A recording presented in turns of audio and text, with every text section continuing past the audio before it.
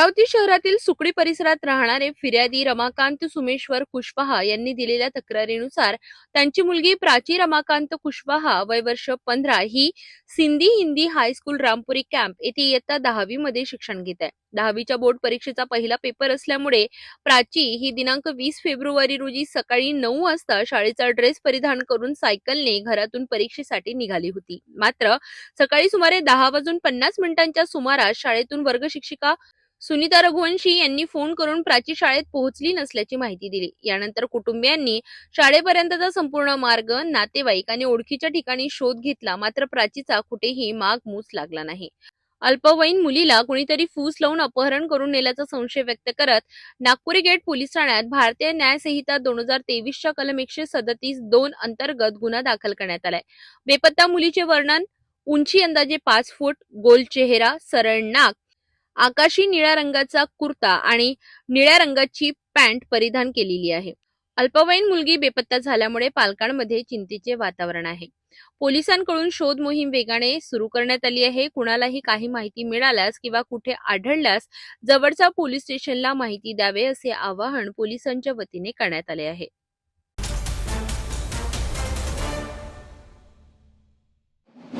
Frezarpura police station हद्दीतील राहुल नगर परिसरात अचानक अश्रुधुरांसारखा धूर पसरल्याने नागरिकांमध्ये भीतीचे वातावरण निर्माण झाले। धूर इतका तीव्र होता की घरामध्ये असलेल्या नागरिकांना डोळ्यांची जळजळ होऊन ते बाहेर पळाले, तर रस्त्यावरून जाणाऱ्यांच्या डोळ्यातही अचानक अश्रू येऊ लागल्याने एकच खळबळ उडाली। मिळालेल्या प्राथमिक माहितीनुसार परिसरातील एक अल्पवयीन मुलगा क्रिकेट खेळण्यासाठी SRPFच्या राज्य राखीव बल गट क्रमांक 9च्या मैदानावर गेला असता त्याला ड्रेनेजमध्ये डमी अश्रुधारा कॅन सापडल्या। हा कॅन तो घरी घेऊन आला आणि उत्सुकतेपोटी तो तोडल्याने अचानक अश्रुधूर बाहेर पडला। या धुराचा परिणाम तब्बल 100 मीटर परिसरात जाणवला। डोळ्यांची जळजळ, श्वास घेण्यास त्रास, त्यामुळे नागरिक घाबरून घराबाहेर पडले। घटनेची माहिती मिळताच फ्रेजरपुरा पोलीस स्टेशन पोलीस निरीक्षक सिरसाट हे पोलीस ताफ्यासह घटनास्थळी दाखल झाले। काही वेळातच पोलीस उपायुक्त धुमाळ यांनीही घटनास्थळी धाव घेतली। परिस्थितीची गांभीर्याने दखल घेत बॉम्ब शोध पथकाला पाचारण करण्यात आले। पोलिसांनी तात्काळ परिसर सील करून नागरिकांना सुरक्षित अंतरावर हलविले। या प्रकरणी चौकशीसाठी 2 अल्पवयीन मुलांना ताब्यात घेण्यात आले असून त्यांना सोबत घेऊन पोलीस राज्य राखीव बल क्रमांक 9च्या मैदानावर तपासणीसाठी पोहोचले। दरम्यान घटनास्थळी शेकडो नागरिकांनी मोठी गर्दी केली होती। पोलिसांच्या सतर्कतेमुळे अनर्थ टळला आणि परिस्थिती नियंत्रणात आली। या डमी अश्रुधुरांचा साठा ड्रेनेजमध्ये कसा आला याचा तपास पोलीस करीत आहे।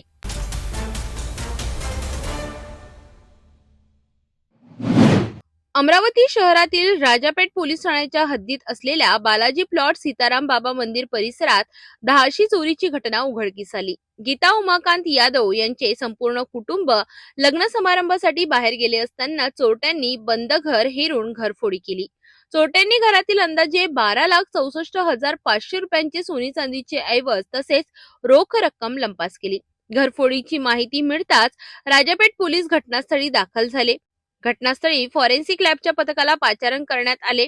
ठसे आणि इतर पुरावे गोळा करण्यात आले असून परिसरातील सीसीटीव्ही फुटेजही तपासणी करण्यात येत असून चोरट्यांचा शोध घेण्यासाठी पोलिसांनी विशेष पथके तयार केली आहेत। सतत वाढत असलेल्या चोरीच्या घटनांमुळे नागरिकांमध्ये भीतीचे वातावरण पसरले असून पोलिसांनी रात्रीच्या गस्तीत वाढ करण्याची मागणी स्थानिकांकडून केली जात आहे। दरम्यान या घरफोडीमुळे अमरावतीतील कायदा व सुव्यवस्थेचा प्रश्न पुन्हा ऐरणीवर आला आहे। पोलिसांनी लवकरात लवकर आरोपीला अटक करून मुद्देमाल परत मिळवावा अशी अपेक्षा नागरिक व्यक्त करीत आहेत।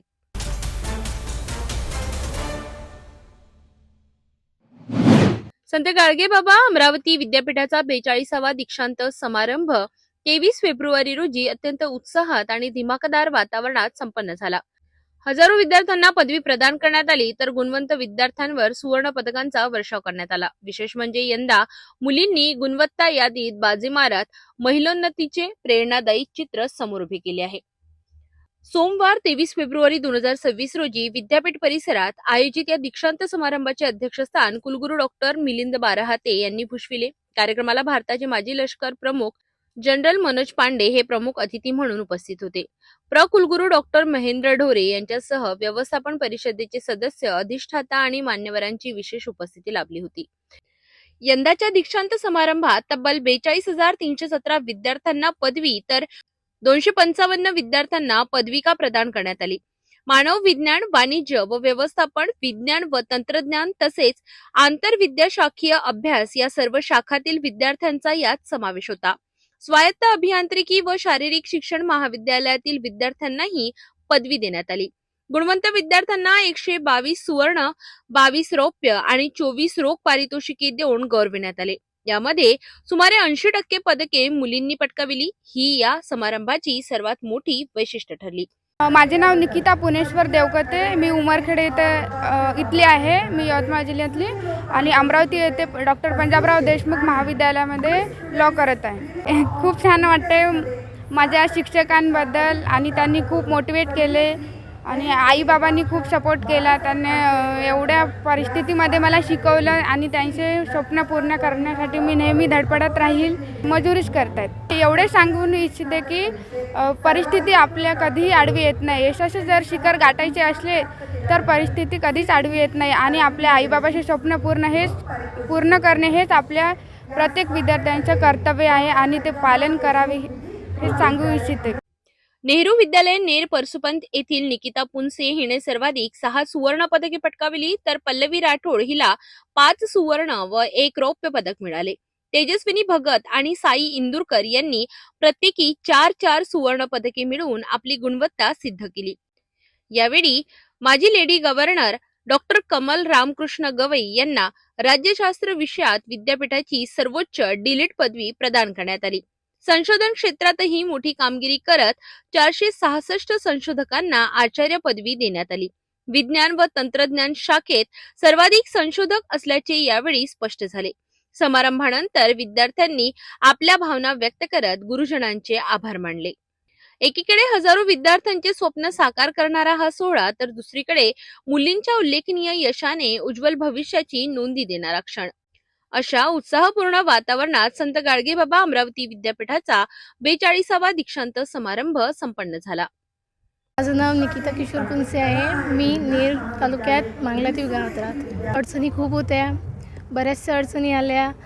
मी खेडेगावात राहत असताना खेडेगावातले बऱ्याच अडचणी सामोरे जावे लागतात. ती आर्थिक अडचण खूप भासत असतात. त्यामुळे माझ्या आईवडिलांनी माझी पुरेपूर अशी साथ दिली आणि त्यांनी मला शिक्षणासाठी शहरात पाठवले. शहरात पाठवून मी आणि जेव्हा माझी ॲडमिशन झाली तेव्हा माझ्या बॅचनुसारच अभ्यासक्रम बदललेला होता.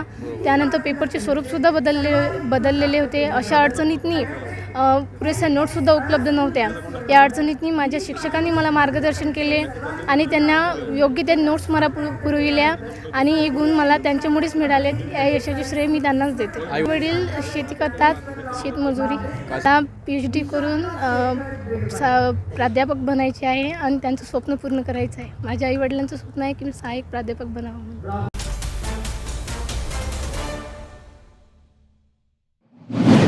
प्रभाग क्रमांक 6 मोरबाग मधील विलासनगर आणि गौडीपुरा परिसरातील मसानगंज भागात नागरिकांच्या आरोग्याशी संबंधित गंभीर समस्या निर्माण झाल्याचे समोर आले आहेत. परिसरात नव्याने झालेल्या बांधकामामुळे मोठ्या नाल्या बंद करण्यात आल्याचा आरोप स्थानिक नागरिकांनी केलाय. भागचंद बांबोरी यांचे घर ते नारायण मूल्य यांच्या घरासमोर तसेच बदली सरमन साहू यांच्या घरापर्यंत काही घरमालकांनी नाल्यांचे प्रवाह वळवून दुसऱ्या नाल्यात सोडले आहेत. त्यामुळे घाणीचे पाणी वारंवार मुख्य रस्त्यावर येत असून परिसरात अस्वच्छता आणि दुर्गंधीचे वातावरण निर्माण झाले आहे. या समस्येसोबत मागील 5 वर्षांपासून पाठपुरावा सुरू असल्याचे नागरिकांनी सांगितले.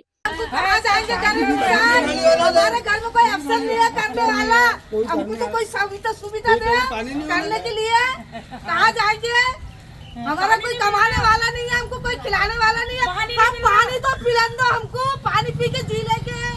पोट ठेकेदार बबलू उर्फ संदीप गुप्ता यांना महापौर श्रीचंद तेजवानी आणि सर्व नगरसेवकांनी अनेकदा संपर्क करण्याचा प्रयत्न केला, मात्र त्यांनी फोन न उचलल्याचा आरोप करण्यात आलाय.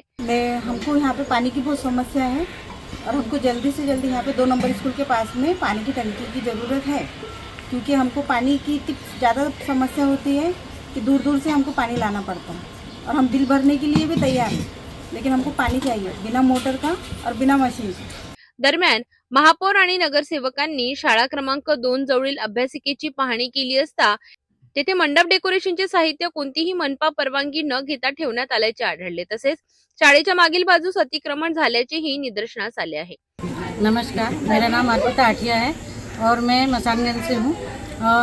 यहाँ पानी की बहुत ज़्यादा समस्या है। पानी की ऐसी समस्या है कि हमारे यहाँ तो पाइपलाइन है ही नहीं, छोटी पाइपलाइन है। दूसरी बात, मसानगंज, रतनगंज, झोपड़पट्टी, चेतनदास, ये पूरे एरिया में सब लोगों ने बड़ी मशीन लगा के रखी हुई है पानी की। उसके कारण हम लोगों को पानी पुरौठा होता नहीं है। यहाँ देखिए, ये बिल हम लोगों ने पेड किया हुआ है।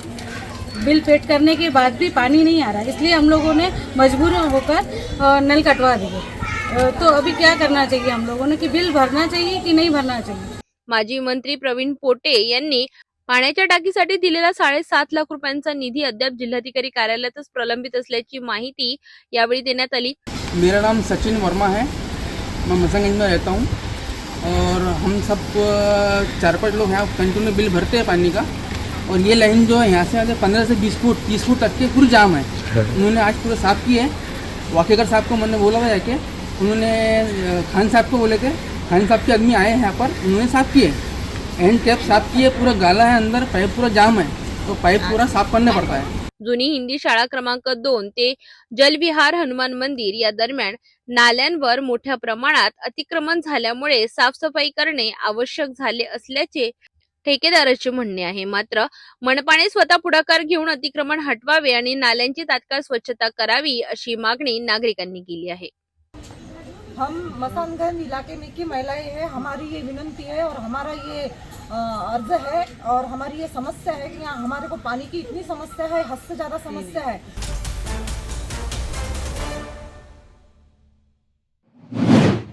सांस्कृतिक राजधानी म्हणून ओळख मिळविणाऱ्या अमरावतीसाठी अभिमानाची बातमी.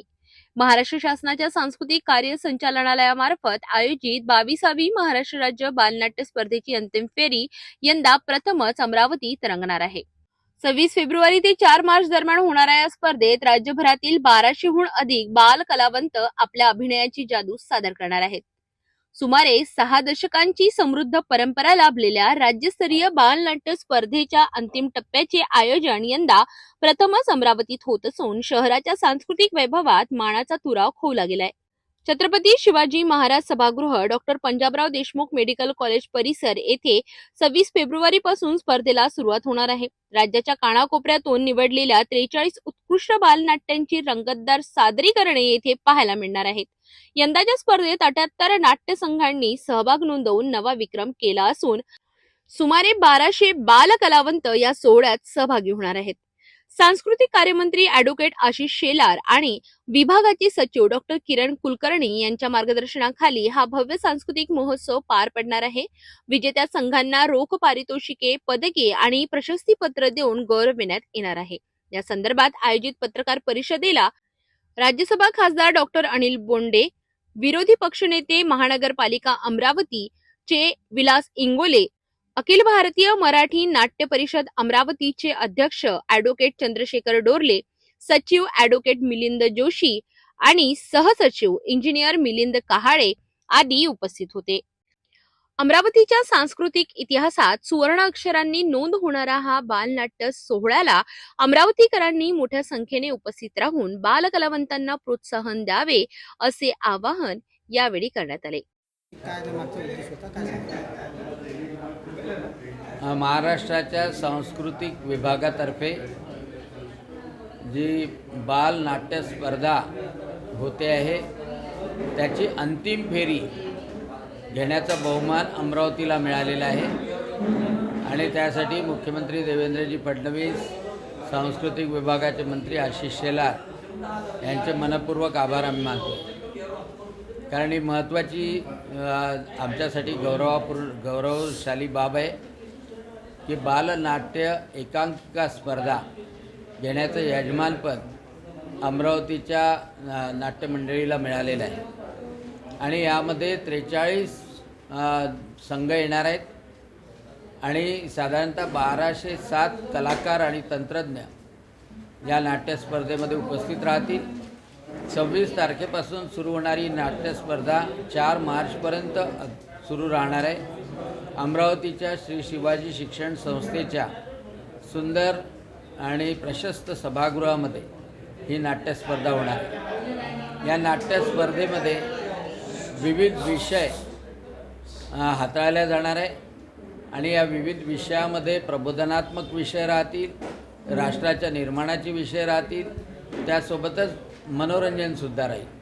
आणि म्हणून या बालकलाकारांना जे मराठीची सेवा करतात आहे, ज्या मराठीला प्रधानमंत्री नरेंद्रजी मोदी यांनी अभिजात भाषेचा दर्जा दिला आहे आणि अभिजात भाषेचा दर्जा देण्याकरता मुख्यमंत्री देवेंद्रजी फडणवीस यांनी अहोरात्र परिश्रम केलेले आहे, अशा मराठी भाषेची लहानपणापासून सेवा करणारे हे बालकलाकार आणि त्यांचं कौतुक सर्व जनतेने करावं.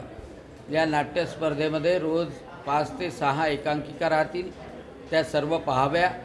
पत्रकार बांधवांनी त्यावर परीक्षण लिहावं, आपली मतं त्यावर व्यक्त करावी आणि अमरावती जिल्हा आणि अमरावती विभागातल्या सर्व नाट्यप्रेमी मंडळींना याचा आस्वाद घेता यावा, यासाठी आजची पत्रकार परिषद होती. आणि आपल्याही सर्वांना आवाहन करतो की एवढ्या सुंदर या अंतिम फेरीच्या नाट्यस्पर्धेला आपण सर्वांनी उपस्थित राहावं आणि आनंद घ्यावा आणि बालकलाकारांचा, मराठीच्या बालसेवकांचा उत्साह वाढवावा, एवढी माझी नम्र विनंती.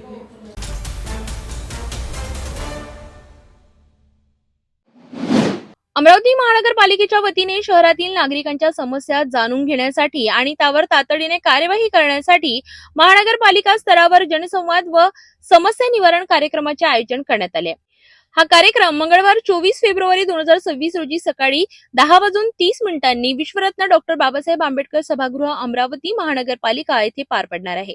या जनसंवाद कार्यक्रमामध्ये नागरिकांच्या विविध तक्रारी, समस्या तसेच सूचना प्रत्यक्ष ऐकून त्यावर आवश्यक त्या कारवाईबाबत चर्चा केली जाणार आहे. विशेष म्हणजे मालमत्ता कर संदर्भातील प्रश्नांवरही मार्गदर्शन केले जाणार आहे. महानगरपालिकेचे सर्व संबंधित अधिकारी या कार्यक्रमाला उपस्थित राहणार असल्यामुळे नागरिकांना एकाच वेळी त्यांच्या समस्यांचे निराकरण करून घेण्याची संधी उपलब्ध होणार आहे. अमरावती महानगरपालिकेच्या वतीने नागरिकांना आवाहन करण्यात आले आहे की आपल्या समस्या व सूचनांसह आवश्यक कागदपत्रे घेऊन कार्यक्रमाला उपस्थित राहावे. तसेच अमरावती महानगरपालिकेचे हे पहिलेच आयोजन असून जनतेशी संवाद करून त्यांच्या समस्यांचे निवारण करण्याचा हा प्रयत्न मनपा प्रशासनाच्या वतीने करण्यात येतो आहे. त्यामुळे अमरावतीकरांसाठी आपल्या समस्या थेट प्रशासनासमोर मांडण्याची ही उत्तम संधी आहे. नागरिकांनी मोठ्या संख्येने उपस्थित राहावे असे आवाहन यावेळी महानगरपालिकेच्या वतीने केले आहे.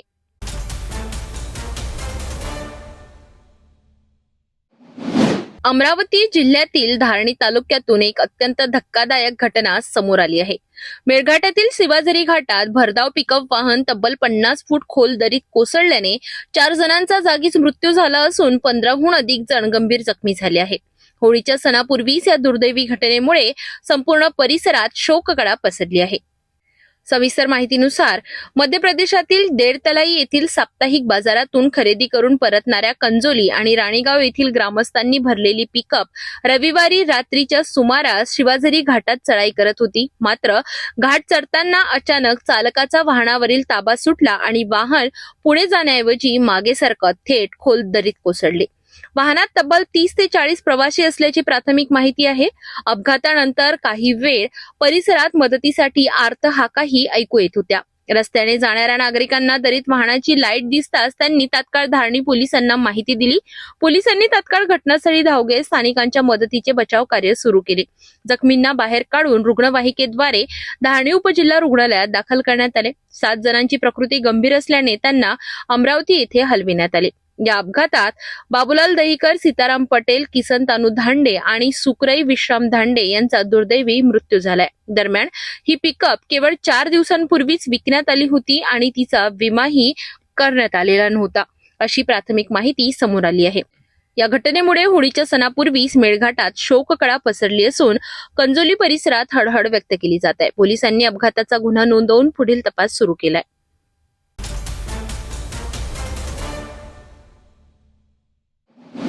धामणगाव रेल्वे मलातपूर फाट्याजवळ MH01AL 5330 क्रमांकाच्या चारचाकी वाहनाचा भीषण अपघात झाला. वाहनाचा वेग जास्त असल्याने चालकाचे नियंत्रण सुटले आणि थेट रस्त्याखाली जाऊन गाडी पलटी झाल्याची प्राथमिक माहिती आहे. अपघात होताच परिसरातील नागरिकांनी घटनास्थळी धाव घेत जखमींना बाहेर काढले आणि तात्काळ 108 रुग्णवाहिकेला पाचारण केले. जखमींना त्वरित ग्रामीण रुग्णालय धामणगाव रेल्वे येथे दाखल करण्यात आले. उपचारादरम्यान जखमींपैकी एकाची ओळख हर्षल कोडापे वय वर्ष 34 राहणार ऐरणगाव अशी पटली असून त्याच्या डोक्याला किरकोळ मार लागला आहे. मात्र वाहन चालक गंभीर जखमी झाला असून तो बेशुद्ध अवस्थेत उपचार घेत आहे. चालकाची प्रकृती चिंताजनक असल्यामुळे पुढील उपचारासाठी त्याला जिल्हा रुग्णालय हलविण्यात आले असून दरम्यान संबंधित व्यक्तींची ओळख असल्यास त्यांच्या नातेवाईकांनी ग्रामीण रुग्णालयाशी संपर्क साधण्याचे आवाहन यावेळी करण्यात आले.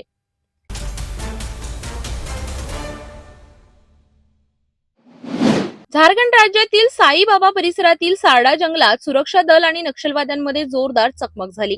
या चकमकीदरम्यान कोब्रा कमांडो म्हणून कार्यरत असलेले अमरावती जिल्ह्यातील धामणगाव रेल्वे तालुक्यातील झाडा गावचे जवान दिनेश राऊत हे गंभीर जखमी झाले. गोळीबार सुरू असताना जवान दिनेश राऊत यांनी शौर्याने मुकाबला करत आपल्या सहकाऱ्यांसोबत मोहीम सुरू ठेवली. मात्र या चकमकीत त्यांना गंभीर दुखापत झाली. घटनेनंतर तातडीने त्यांना रांची येथील रुग्णालयात हलविण्यात आले. प्राथमिक उपचारानंतर त्यांच्या प्रकृतीची गंभीरता लक्षात घेता पुढील उपचारासाठी दिल्ली येथील एम्स रुग्णालयात एअरलिफ्ट करण्यात आले. दिनेश राऊत यांच्या जखमी झाल्याची बातमी समजताच झाडा गावासह संपूर्ण धामणगाव रेल्वे तालुक्यात चिंतेचे वातावरण पसरले आहे. ग्रामस्थांकडून त्यांच्या प्रकृतीत लवकर सुधारणा व्हावी यासाठी प्रार्थना केली जात आहे.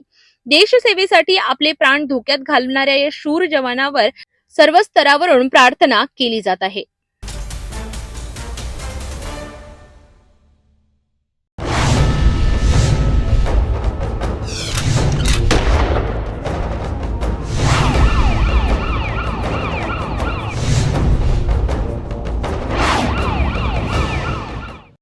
नागपूर शहरात दिवसाढवळ्या एका चिमुकल्याच्या अपहरणाचा प्रयत्न झाल्याची खळबळजनक घटना समोर आली आहे.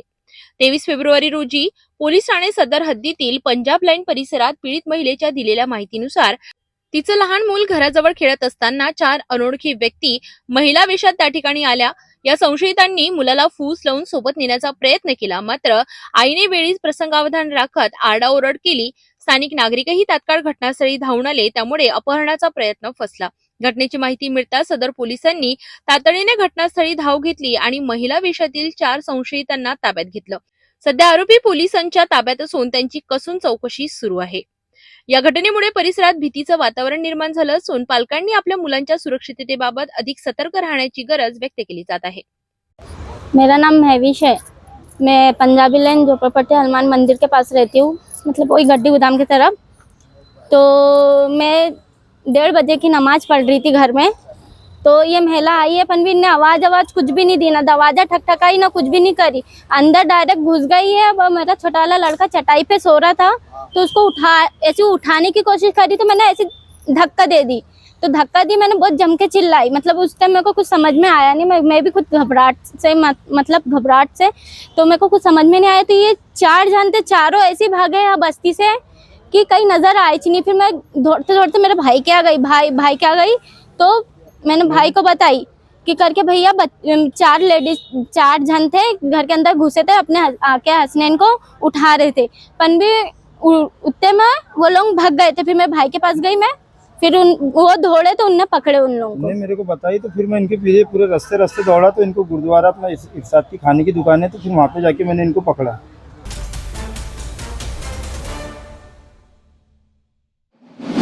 नागपूरच्या बार्डी पोलीस ठाणे हद्दीतील विनोबा भावे नगर परिसरात फिर्यादी रामदास गडपायले यांनी घराला कुलूप लावून अंत्यविधीसाठी बाहेर गेल्याचा फायदा घेत अज्ञात चोरट्यांनी घरफोडी केली. बेडरूम मधील कपाट फोडून सोन्या चांदीचे दागिने, मोबाईल आणि रोख रक्कम असा एकूण 61,700 रुपयांचा मुद्देमाल लंपास केला.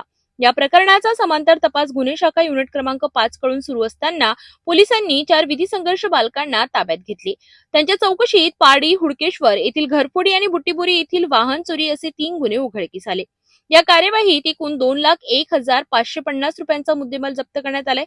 चोरीचा माल विक्री करणारा तरुण मिश्रा आणि सोनार हर्ष ढोमने यांचाही तपासात सहभाग निष्पन्न झालाय. वितळवून तयार केलेल्या सोन्याचे दागिने सोनाराकडून जप्त करण्यात आले. या प्रकरणाचा पुढील तपास पोलीस करीत आहेत. क्राईम ब्रांच युनिट 5 चे पथकातील अधिकारी अंमलदार हे घरफोडीच्या संदर्भामधील आरोपींचे CCTV कॅमेऱ्याच्या आधारित तपासणी असता आम्हाला मिळालेल्या गोपनीय माहितीनुसार काही विधी संघर्षग्रस्त बालक यात समाविष्ट असल्याची माहिती मिळाली.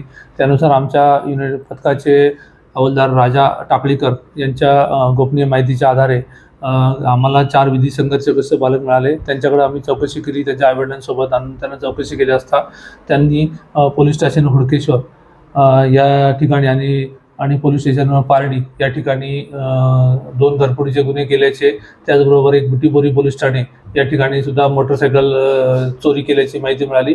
त्याच्याकडे कसून चौकशी केली असता यातील जो मुद्देमाल होता सोने चांदीचे दागिने हे त्यांनी एका मध्यस्थीच्या मार्फतीने एका सोनाराला विकले होते, त्याची माहिती मिळाली. त्यानुसार आम्ही यामध्ये हे 4 विधी संघर्षग्रस्त बालक, त्याचबरोबर जो मध्यस्थी करणारा माल विक्री करणारा व्यक्ती तरुण रामचंद्र मिश्रा राहणार हिंगणा वानाडोंगरी, आणि ज्या सोनाराकडे हा माल त्यांनी चोरीचा माल घेऊन तो वितळून पुरावा नष्ट करण्याचा प्रयत्न केला होता, असा योगेश प्रभाकर ढोमणे वय 52 वर्षे सोनार खुशी ज्वेलर्स.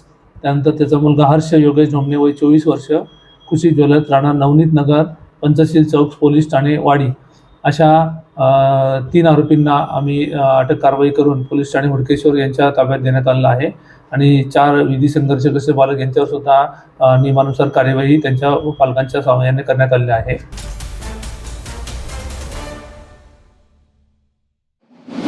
नागपूर पोलीस आयुक्तांच्या आदेशानुसार सुरू असलेल्या नशामुक्ती अभियान आणि ऑपरेशन थंडर 2.0 अंतर्गत गुन्हे शाखा युनिट क्रमांक 5 चे पथक रविवारी इमामवाडा पोलीस ठाणे हद्दीत गस्त घालत होते. यावेळी गुप्त बातमीदाराकडून मिळालेल्या माहितीनुसार आवारी चौक सिरसपेठ परिसरात एका संशयित तरुणाला ताब्यात घेण्यात आले. पोलिसांनी ओळखपत्र दाखवून चौकशी केली असता त्याने आपले नाव वेदांशू ईश्वर तुरुपकर वय वर्ष 20 राहणार वकीलपेठ असे सांगितले.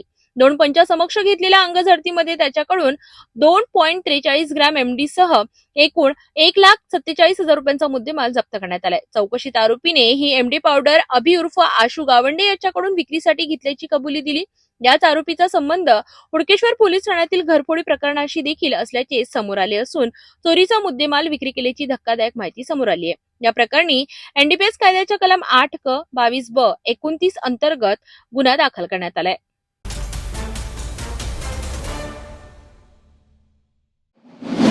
नागपूरच्या कपिलनगर पोलीस ठाणे हद्दीत गोवंशाची तस्करी करणाऱ्या आरोपींवर पोलिसांनी धडक कारवाई केली आहे.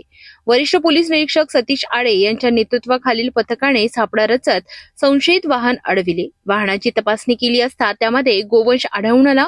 या प्रकरणी पोलिसांनी तात्काळ आरोपींना ताब्यात घेतले असून त्यांच्या विरुद्ध संबंधित कलमान्वये गुन्हा दाखल करण्यात आलाय. तस्करीसाठी वापरण्यात आलेले वाहनही जप्त करण्यात आले. गोवंशाची अवैध वाहतूक रोखण्यासाठी कपिलनगर पोलिसांनी ही कारवाई केल्याची माहिती पोलिसांनी दिली आहे. पुढील तपास पोलीस करीत असून या प्रकरणात आणखी कुणाचा सहभाग आहे का याचा शोध घेतला जातोय.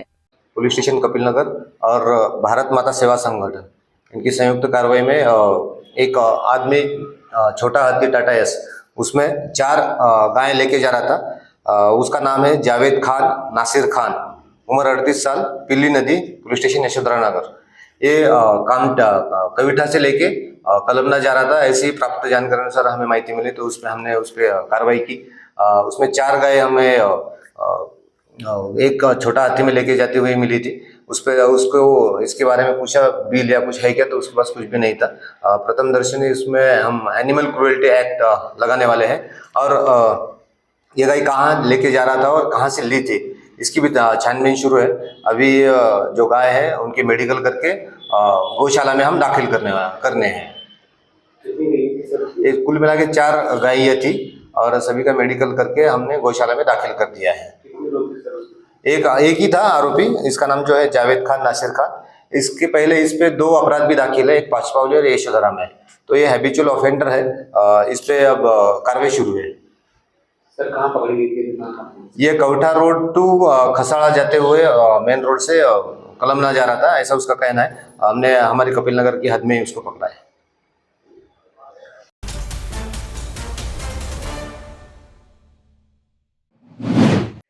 नागपूरच्या पाचपावली पोलीस ठाण्याच्या तपास पथकाला गुप्त बातमीदारामार्फत खात्रीशीर माहिती मिळाली. या माहितीच्या आधारे पथकाने पाचपावली येथील पहिले रेल्वे फाटक परिसरात देवटे देशी भट्टी समोर सापळा रचला. संशयित इसमाला ताब्यात घेऊन पंचासमक्ष चौकशी केली असता त्याने आपले नाव सय्यद मजाहिर अली जाफरी वय वर्ष 23 राहणार शांतीनगर असे सांगितले. त्याची अंगझडती घेतली असता त्याच्या कमरेत देसी बनावटीचे पिस्टल आढळून आले. या अग्निशस्त्राची अंदाजे किंमत 10,000 रुपये असल्याचे पोलिसांनी सांगितले. चौकशी दरम्यान आरोपीने हे अग्निशस्त्र त्याच्या साथीदार शाहरुख खान वय वर्ष 30 राहणार ताजनगर याच्या मदतीने आणल्याची कबुली दिली. पोलिसांनी आरोपीकडून एक देसी पिस्टल आणि एक मोबाईल असा एकूण 35,000 रुपयांचा मुद्देमाल जप्त करण्यात आलाय. आरोपी हा कोणत्या दखलपात्र गुन्हा करण्याच्या उद्देशाने अग्निशस्त्र बाळगत असल्याचा संशय असल्याने तसेच मनाई आदेशाचे उल्लंघन केल्याने पाचपावली पोलीस ठाण्यात दोन्ही आरोपींविरुद्ध भारतीय हत्यार कायदा कलम 3 व 25 तसेच महाराष्ट्र पोलीस कायदा कलम 135 अन्वये गुन्हा दाखल करण्यात आलाय. सध्या पोलीस पुढील तपास करीत आहेत. बरोबर आहे. शांतीनगरचा आरोपी इथं पांठेरीजवळ बसायला आला ताजनगरला. ताजनगरचा एक चर्चा करत असताना एका आरोपीकडे पिस्टल असल्याची माहिती मिळाली. मग त्यांना पिस्टल ते हवं होतं. त्यांनी त्या ठिकाणी 15,000 रुपये दिला होता आरोपी सय्यद जाफरींनी. तो राहणारा शांतीनगरचा आहे. त्याच्यानंतर त्याचा जो इरादा होता तो इरादा चेंज झाला. त्याचे वडील मरण पावले. त्याच्यानंतर तो सौदा कॅन्सल करण्याच्या तयारीत होता. परंतु ह्या शाहरुख नावाच्या व्यक्तीने ताजनगर टेकाचा त्यांनी म्हणे असं सौदा वापस नाही होगा. तर त्यांनी दिलेल्या करारप्रमाणे दिलं. ते पिस्टल घेतल्यानंतर एक याच्यात फोटो काढून आपल्यासोबत फोटो काढला. ते सोशल मीडियावर एकाने आम्हाला गोपनीय खबर दिली की फोटोसहित त्याचं पिस्टलसहित फोटो दिसत आहे. याच्याजवळ नक्कीच असायला पाहिजे देशी कट्टा. त्या अंदाजावरून आमच्या मुकेश यादवची टीम त्याला ताब्यात घेऊन विचारपूस केली आणि त्याच्याकडून पिस्टल रिकव्हरी करण्यात यश मिळालं. त्याच्यानंतर पिस्टल कोणाकडून घेतलं तर ताजनगर टेका शाहरुख खान याच्याजवळून घेतल्याची निष्पन्न झाले. दोन्ही आरोपींना अटक करण्यात आले. पिशरमध्ये आहेत आरोपी. त्याच्या ताब्यातून सुरुवातीला मिळालेलं आहे. त्याच्या रेकॉर्ड नाही. तो पहिल्यांदाच गुन्हा आहे. ज्याच्याकडून घेतलं त्याच्यावर 2022मध्ये 325चा गुन्हा आहे. क्राईम ब्रँचने रेड केलेली आहे. यशोधराला गुन्हा दाखल आहे. नाही, असं प्राथमिक माहिती आहे की त्याच्यावर जे झालेली परिस्थिती आहे त्याच्यामुळे स्वतःला संपवण्याच्याच तयारीत असतानाच त्याच्यासाठीच घेतलं असल्याचे निष्पन्न झालं. याच्यात PSI माझगावकर, रवींद्र राऊत, मुकेश यादव, रेवतकर, पाल, युनुस खान आणि अमित ठाकूर यांनी केलेली आहे.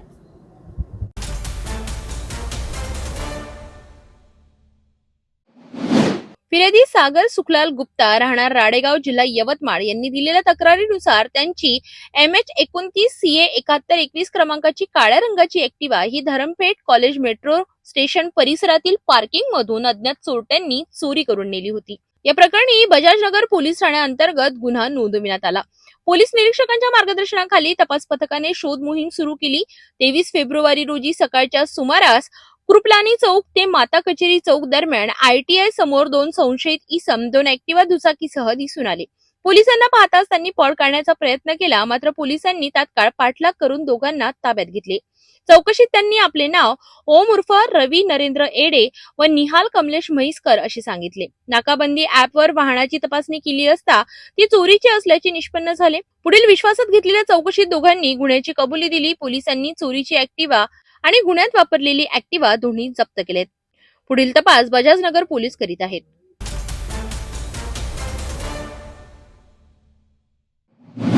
नागपूर शहरात अंमली पदार्थ विक्रीवर पाचपावली पोलिसांचा मोठा प्रहार. नागपूरच्या पाचपावली पोलीस ठाण्याच्या DB पथकाने अंमली पदार्थांविरोधात धडक कारवाई करत अवैधरित्या गांजा विक्री करणाऱ्या आरोपीला अटक केली आहे. पोलिसांना गुप्त बातमीदारामार्फत मिळालेल्या खात्रीशीर माहितीनुसार सापळा रचण्यात आला. पंचासमक्ष आरोपींची झडती घेतली असता त्याच्याकडून 1 किलो 191 ग्रॅम गांजा आणि 300 रुपयांची रोख रक्कम असा एकूण 30,075 रुपयांचा मुद्देमाल जप्त करण्यात आलाय. अटक करण्यात आलेल्या आरोपीचे नाव सौरभ रामस्वरूप असज्जा वय वर्ष 21 असे असून तो कमल चौक परिसरातील रहिवासी आहे. चौकशी दरम्यान त्याने हा गांजा गोंदिया येथील अग्रवाल नावाच्या इसमाकडून घेतल्याची कबुली दिली. या प्रकरणातील मुख्य आरोपी सध्या फरार असून त्याचा पोलीस शोध घेत आहेत. या प्रकरणी NDPS ऍक्ट 1985 अंतर्गत गुन्हा दाखल करण्यात आला असून आरोपीला न्यायालयात हजर केले असता त्याचा PCR मंजूर करण्यात आलाय. या प्रकरणाचा पुढील तपास पाचपावली पोलीस करीत आहेत. बरोबर आहे. शनीश्वर बाजार कमाल चौकात नेहमीप्रमाणे पेट्रोलिंग करत असताना मध्यरात्री टीमला माहिती मिळाली की तो त्या ठिकाणी गांजा घेऊन विकणार आहे. अशा खबरेवरून आमची टीम जाऊन त्याला सापळा रचून ताब्यात घेतले 2 पंचासमक्ष. त्या ठिकाणी सर्व NDPS कायद्याअंतर्गत जे प्रक्रिया करायला पाहिजे ते करून घेतले. आरोपीला अरेस्ट करून PCR घेण्यात आले. PCR दरम्यान त्यांनी ज्या आरोपीचं नाव सांगितलेलं आहे त्या आरोपीचा शोध घेऊ. त्याच्यानंतर त्यांनी कुठून आणलं याची आम्ही माहिती घेऊ. जवळपास 1 किलो 191 ग्राम म्हणजे 1200 ग्रॅमचं गांजा आहे, 30,000 जवळपास किमतीचं, ते जप्त करण्यात आले. आरोपीला अटक करून PCR दरम्यान तपास सुरू आहे. पकडलेल्या आरोपीचे नाव आहे सौरभ रामसूर सज्जा आहे. इथं लष्करी बागचा राहणार आहे. MPD रिलीज आहे. ते मारामारी इतर गुन्हे घरफोडीचे वगैरे गुन्हे आहेत. पण पहिल्यांदाच हा NDPSचा वापर केलेला आहे त्यांनी. तर त्यांना पकडण्यात पोलिसांना यश मिळालेलं आहे. याच्यात PSI माझगावकर आहे, विनोद समदुरे, तायडे आहे, चौरे, कोसरे, पद्माकर उके ह्या लोकांनी केलेले आहे.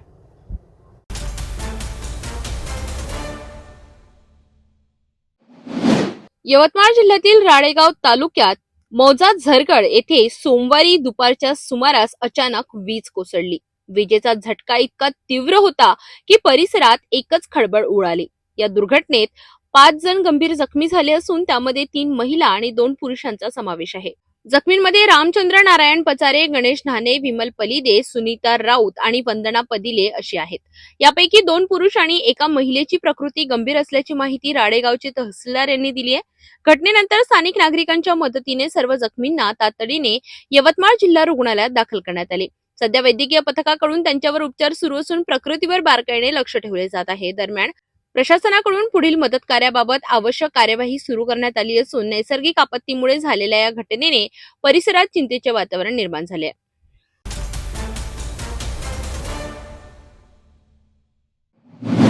यवतमाळ जिल्ह्यातील राळेगाव आणि दिग्रस तालुक्यात अवकाळी पावसाचा आणि गारपिटाचा जोरदार फटका बसला आहे. वादळी वाऱ्यासह झालेल्या गारपिटीमुळे शेत पिकांची मोठ्या प्रमाणात नुकसान झाले असून अनेक घरांचीही नुकसान झाले आहे. सविस्तर माहितीनुसार यवतमाळ जिल्ह्यातील राळेगाव आणि दिग्रस तालुक्यात दुपारच्या सुमारास अचानक वातावरणात मोठा बदल झाला आणि मुसळधार पावसाला सुरुवात झाली. राळेगाव तालुक्यातील अनेक भागांमध्ये जोरदार पाऊस झाला, तर दिग्रस तालुक्यातील वसंतनगर, वरंदळी आणि विटाळा परिसरात वादळी वाऱ्यासह गारपीट झाली. अवघ्या 10 मिनिटांच्या या अवकाळी पावसाने आणि गारपिटीने परिसरात अक्षरशः थैमान घातली. वादळाच्या वेगामुळे अनेक घरांवरील टीनपत्रे उडून गेली असून काही ठिकाणी झाडांच्या फांद्या तुटल्याच्या घटना घडल्या आहेत. या गारपिटीचा सर्वात मोठा फटका शेतकऱ्यांना बसलाय. गहू, हरभरा आणि इतर रब्बी पिके आडवी पडल्याने मोठ्या प्रमाणात नुकसान झाल्याची प्राथमिक माहिती समोर येत आहे. हातातोंडाशी आलेले पीक वाया गेल्याने शेतकरी हवालदिल झाले असून तात्काळ मदतीची मागणी केली जात आहे. नुकसानग्रस्त भागांचे पंचनामे करून शेतकऱ्यांना त्वरित आर्थिक मदत जाहीर करावी अशी मागणी स्थानिक नागरिकांकडून होत आहे. महसूल आणि कृषी विभागाच्या अधिकाऱ्यांनी तातडीने पाहणी करून अहवाल सादर करण्याची गरज निर्माण झाली आहे.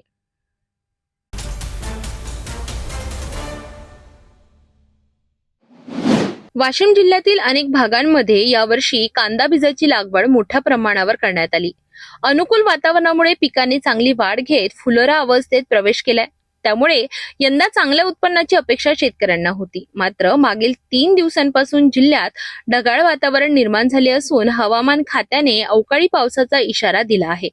फुलोरा अवस्थेत पावसाचा मारा झाला किंवा वातावरण अधिक ओलावा राहिला तर करपा, बुरशीसारख्या रोगांचा प्रादुर्भाव वाढण्याची शक्यता असते. याचा थेट परिणाम कांदा बीजांच्या उत्पन्नावर होऊन गुणवत्ता आणि उत्पन्न दोन्ही घटण्याची भीती आहे. आधीच बियाणे, खत, औषध आणि मजुरीचे वाढलेले खर्च यामुळे शेतकरी आर्थिक तणावात आहे. त्यातच अवकाळी पावसाचा फटका बसल्यास शेतकऱ्यांचे आर्थिक गणित पूर्णपणे कोलमडण्याची शक्यता व्यक्त केली जात आहे. माझं नाव अमोल गोवर्धनराव राऊत, राहणार नागे, तालुका मंगरुळपीर, जिल्हा वाशिम. मी माझ्या शेतामध्ये 2 एकरामध्ये कांदा बियाणं सीड प्लॉट घेतलेला आहे. आता बियाणं कांदा सीड प्लॉट एवढ्या चांगल्या परिस्थितीमध्ये आहे, पण वरून हे असं ढगाळ वातावरण, त्याच्यामुळे खूप कठीण समस्या तयार झालेली आहे. याआधी सोयाबीन पण होतं, सोयाबीनच्या वेळेस पण पावसामुळे खूप जास्त पाऊस झाला, त्याच्यामुळे पण समस्येला सामोरे जायचं काम पडलेलं आहे. आणि आता हे ऐन शेवटच्या टप्प्यामध्ये का म्हणा, पण आता हे वातावरण तयार झालेलं आहे. त्याच्यामुळे आता समोर परिस्थिती काय तयार होईल काही सांगू शकत नाही आहे. कारण एवढं चांगलं पीक आज हाती येऊन राहिलेलं आहे, पण त्याला समोर जावंचं काम पडत आहे. कांदा बीज उत्पादनातून चांगला दर मिळेल या आशेवर असलेल्या शेतकऱ्यांच्या नजरा आता आकाशाकडे लागल्या आहेत. अवकाळी पावसाचे संकट टळावे आणि हाती आलेले पीक सुरक्षित राहावे अशीच प्रार्थना वाशिम जिल्ह्यातील शेतकरी करीत आहे. प्रशासनानेही याकडे लक्ष देऊन आवश्यक त्या उपाययोजना कराव्यात अशी मागणी होत आहे. विजय चव्हाण. यावर्षी मी कांदा बीज लावलं आहे. कांदा बीज चांगलं आलेलं आहे सध्या, परंतु या ढगाळ वातावरणामुळं जो हातात तोंडाशी आलेलं पीक आहे ते जाण्याची भीती वाटत आहे. बाकी निसर्गानं साथ दिली तर होऊ शकते, परंतु आता वातावरणामुळं हे एवढा खर्च जो केला आहे कांदा बीजसाठी, तर असं वाटतं की थोडी भीती वाटते आहे की यावेळेस वातावरणामुळे आपलं पीक जाण्याची शक्यता आहे. वाया जाऊ नये अशी एक अपेक्षा आहे आणि तशी प्रार्थना आहे देवाला.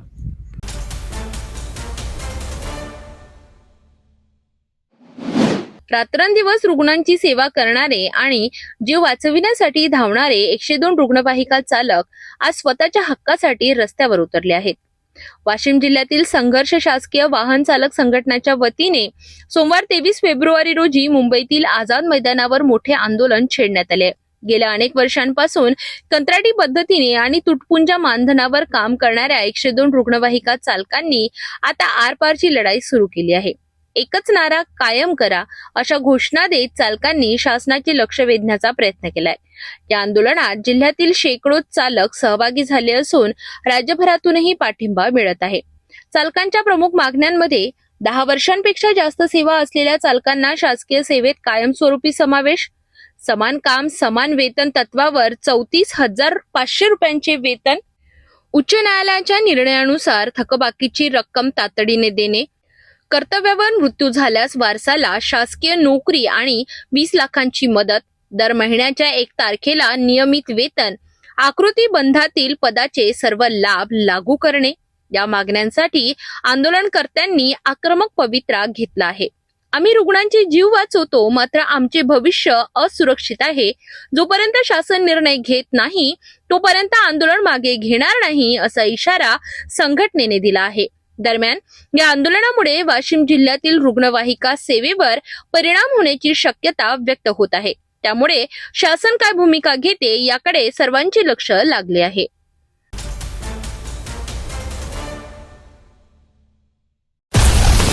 हर खबर पर पैनी नजर, हर मुद्दे पर सटीक वार, यही है सिटी न्यूज की पहचान. जहाँ सच्चाई की आवाज दबाई जाती है वहाँ सिटी न्यूज उठाता है सवाल. हर स्क्रीन पर हर प्लेटफॉर्म पर हमारी मौजूदगी बोलती है. सिटी न्यूज हमेशा सच के साथ.